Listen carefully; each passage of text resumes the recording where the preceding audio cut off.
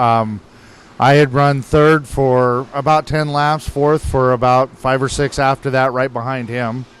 And then I slid back a little bit further, and I was going to pass Jarnport on the outside again, who's gotten way faster. I'll tell you what, you don't just pass Eric Jarnport. You got to work it around Eric. And I was going for it on the high side, and as I drove in, it felt like my tire came off the rim completely, and I drove it back, and it was a broken ball joint. So, but all in all, I love that place. I can't wait to go back. I'm looking forward to next year. Yeah, you use the QA1 ball joints, right? Yeah, you saw that? I did see that. Well, it's easier to fix. I mean, well, actually, what happened was I bought a set of lower control arms at the swap meet, and they had the QA1s in them. I wouldn't have probably ponied up the bucks myself normally, but they were there, so I used them. Sure. And now that I have them, I probably would pony up the bucks because I changed my ball joint, and I didn't even have to take the spindle or the lower control arm or anything off. So perfect. I like them. Nice. So, Chris, let's talk this year's event. Let's give us the update on what's going on. The guaranteed purse of the winner right now is going to be? Well, it's $2,000 right now, guaranteed. Guaranteed to the winner. Second place is going to pay? We're determining that right now. I want to make it $1,000 for second. I want to make it $120 to start this year. Okay. I think it was $100 last year. I want to make it a little bit more. I know a lot of people are traveling to come in, and then there's a registration for the new guys that come in. I want to make sure that everybody gets paid. If they make that A main, I want to make sure that they get some money coming back to them. That's cool. That's kind of the way it should be, well, if you can. If you can. Right. I mean, there's a lot of circumstances that have to fall into place to be able to do that. Yeah, I'm a little quiet. There we go. So now I can hear me. If you make the A main against that Iron Giant field at Willamette Speedway, you are definitely in the upper echelons in the Northwest as far as street stock ranks go. There's no doubt about it. I mean, you look at like Chris Sine, James Whitehouse. You've got Andrew Langen, Kyle Yack, Justin Evans, Ron Brewster. I mean, you're talking about some fast cars. Kevin Roberts, Shannon Horn, Jody Tanner, Jesse Yankee, Brian and David Kronk. You can't leave those guys out. God, never. I mean, there's so many. That's why I'm saying there's so many good street stocks. Yeah, Dubasar from Coos Bay. Right. Don Schott. Yeah, Don Schott's got a win. From Sunset. Jorgensen. There's so Goddard. Many fast cars right now. French. If you make that, are you going to start 20? Gentry. Yep. You're starting 20 cars? We did 24 last year. I want to do the same again this year. 24 cars. So to get in that top 24, boy, you're really, I mean, you're earning your way in, because that is a field of cars there's no mercy there. There's no mercy. They're all good cars. I mean, we had 41 at the Wallbanger this year. Right. And holy cow, it was just every single one had 3 or 4 championships behind them. You know, it wasn't just wins. Well, even the young guns that were in that race were really good. We had some cameras mounted up on some cars that were, I mean, the video we got was awesome. You can see that on Road to the Iron Giant Series Facebook page. You can see it on Moxie Media. There's some cool in-car footage of that stuff. Awesome show. This one, I do believe, and I'm not taking anything away from the Wallbanger. I love it. Mark was one of my heroes. But at the Iron Giant, the standard you guys have set with this race it's so far above and beyond anything else we have in that division that I think that everybody looks at that one and says, if there was 41 at the Wallbanger, count on 60 at the Iron Giant. Yep. That's how I'm looking at it. That's what I'm expecting. Well, last year, the Wallbanger, we had 30 cars. I think it was, right at 30 counts. And then we doubled it. We had almost 60 at the Iron Giant. Right. And then we raised $2,600 to win for the Wallbanger, and then we did $5,200 to win for the Iron Giant last year. So everything was doubled. And it was $2,600 to win is huge for a street stock race. It's huge for any race here in the Northwest when you want to be real about stuff. $2,600. We don't see those big purses really typically in any division. I mean, a couple times a year we do, but to see it at that level with the street stocks it's phenomenal. Well, we've had sponsors step into the plate and sponsoring us with other things as well, like gas. What else? There was something else, too, wasn't there? G60 tires. Oh, yeah, G60 tires. I mean, it doesn't have to be cash if somebody wants to sponsor. Anything that helps a racer, that's more money in his pocket to do something else. Right. And now we've seen let's talk about this. I want your opinion, Chris. And I'm not going to try to put you on the spot. I'm not trying to ruffle any feathers. But let's talk street stocks, because there's starting to be a division in the street stocks and where they were and kind of where they're going right now with seeing medieval chassis and seeing the cars changing from what is a street stock traditionally in our area to what is more of an IMCA stock car in other parts of the country. What do you, I mean, you know what I'm talking about. Let's talk about that real quick and let's kind of get your thoughts and feelings on the direction of the street stocks. I don't mind the chassis cars. Eventually, when I get my shop built, I want to start building our own chassis to where we start putting them out just like what they're doing now. Get our own jig, get our own setups going. And kind of like what Kyle Yak's doing. He's building his own cars. And he's competing and kicking their butts. You know, he's beating those high-dollar cars with stuff that he puts together in his own little shop there.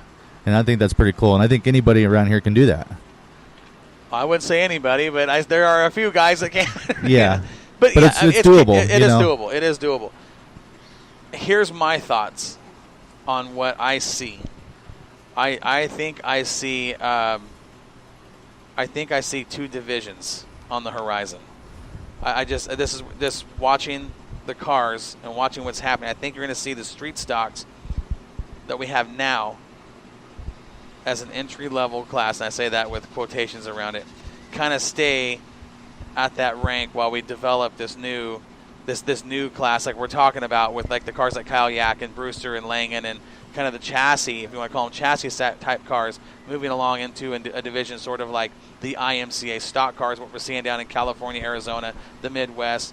What do you guys think about that? I mean, what do you, James, you're a racer, your thoughts on that deal? As long as the perception is that I can compete, I can build my own car and compete with those guys, which I'm doing right now, I don't think you'll see that split. It's not like the pure stock, street stocks. There's a difference there. The fans can't see it from the stands, but there's a difference between the cars. There's a big difference between those two cars. Yes. The IMCA Modifieds, when the perception becomes, and it doesn't have to be the reality, when the perception becomes, I can't compete with those guys because they're so much faster than I am, that's when you'll see the split. Or you'll see guys step out or go to the four-cylinder class. Well, and we're starting to see that now in the four-cylinder class growing. But here's the thing, my opinion of what will split those two classes is, and we've seen it at every level of racing, it happens everywhere around the country, you start talking cost. You can't, I mean, there's guys out there that are taking cars that are $2,500 race cars and now having to compete against guys that have $25,000 in their car. Can they do it? Well, no, I know. Can they do it? Yes, but how long will they be able to do that for? You see what I'm saying? Well, and the thing from my perspective is you've got the chassis cars built by Medieval and shops like that, but then you also have the home-built cars like James and Chris run. And I agree with them. When they can't be competitive against each other, we're starting to see that a little bit.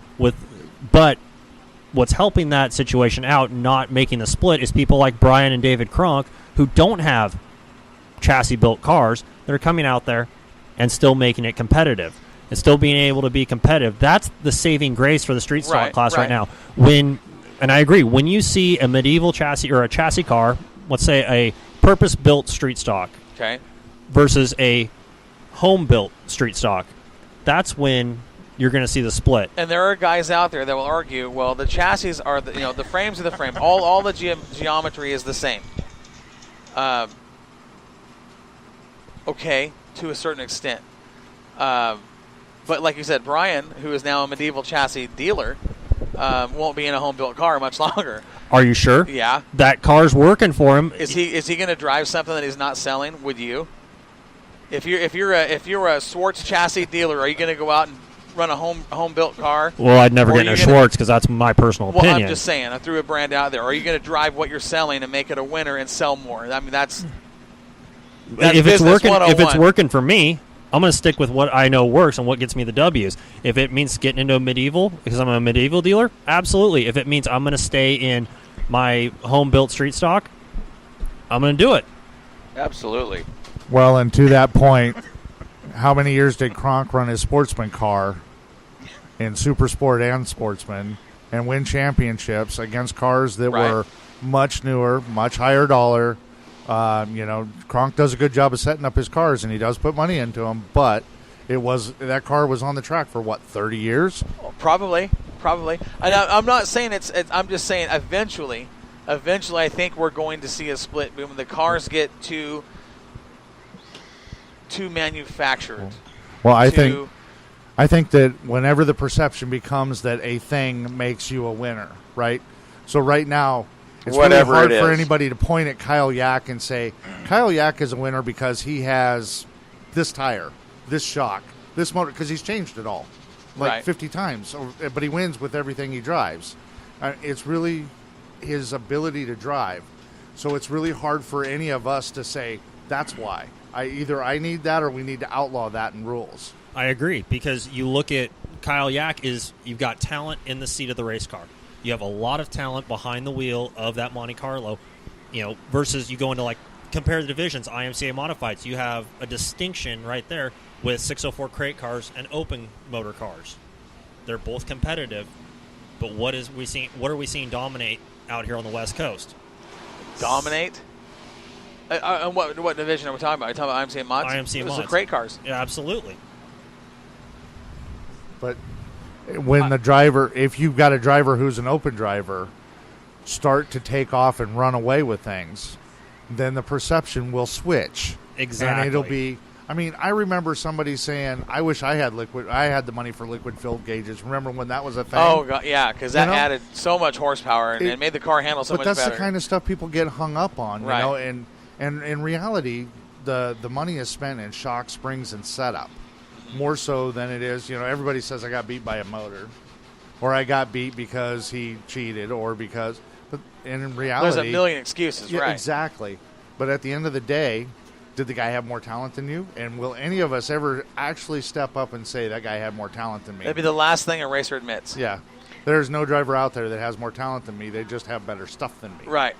And that's honestly how many racers are, like you said, how many people are going to say, well, you know what, he's just a better driver. So to answer your question, as long as the perception is people like Kyle Yack and David Cronk are out there kicking butt with the cars they built or older cars, that'll be a kind of a moot point. If the top 3 or 4 cars in the state become the chassis, that'll become the new thing. Then everybody will want to have those things. Well, and here's whether that's it or not. That's my point of what I'm. That's where I was going. When you start seeing guys like the Gentry car, and the Brewster car, and the Langen car, and the new cars we're hearing are coming. When you start seeing those quality drivers in those top cars, everybody else is going to feel like, hey, look, I either have to step up and buy that car to be competitive, or I've got to stay where I'm at. And I think that, like you said, and that was kind of what I was saying, was that's going to be what splits eventually. And it might not happen next year or 5 years, but I think long term, that is kind of like we saw with, I guess you can call when Claire saw what was going on with the late models and he created the Super Sport class. Those were all old, outdated late models for the most part. But it made a class for them. Right. Yeah. Right. And that's what I'm saying. They made a class for them. And like I said, it might not take 5-10 years. It might take 15. I don't know. But I think that we'll see that street stocks we have now step up to like an IMCA stock car type division. And I don't, that's not a bad thing, because if you ever watch those cars on Facebook and on the dirt, the dirt channels, it's awesome racing. I mean, it truly is. It's every bit as good as late model style racing or modifieds. Those dudes get busy. They're putting the hammer down and they're driving. Yeah, they get 4 wide real quick. Yes, they do, and they drive the wheels off those cars. I love watching them. I as much as we all love late models, and we all love them. Absolutely. We all love the modifieds and stuff. But if you're a race fan and you want to see good quality racing for your money, the class you really get excited about, racing-wise, is your street stock division. Mm-hmm. There's a lot of fans excited about this weekend coming up. I've gotten a lot of messages. Oh, we put this on our calendar last year. We cannot wait for this race coming up. Yeah, I expect it to be full in the pits and full in the stands as well. They're telling everybody too, and we get people contacting us through the Moxie Media page. Hey, what's going on with Iron Giant? I mean, there's a million questions, and I try to, hey, look, this is who you need to talk to. I don't want to say something that's not true, so I try to slide them over to you guys or redirect them over to your page. And I mean, it happens every day. We're getting people asking about, Iron Giant. How many cars? What's the pay? What's the format? I was like, man, You need to talk to Chris. You need to talk to those guys that are running that show. We're just here to help promote that deal. Bottom line is it's going to be a great show this weekend. Listen.